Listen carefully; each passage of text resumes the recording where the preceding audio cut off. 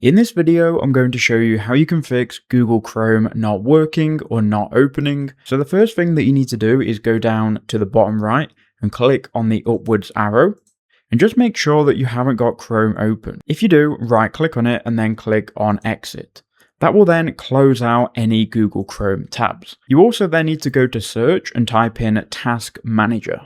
Click on Task Manager and then click anywhere on background processes and just press G on the keyboard.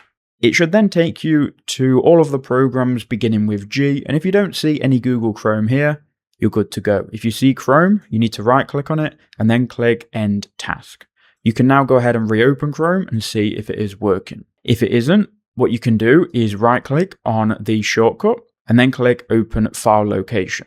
If you don't have a shortcut, you can go to search and then type Google Chrome, then right click and then click Open File Location.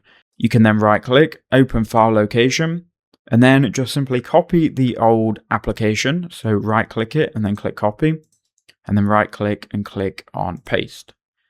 Then click continue. For this, you may have to go down to your arrow, right click and exit any Chrome sessions, and then simply go ahead and right click and rename the new one.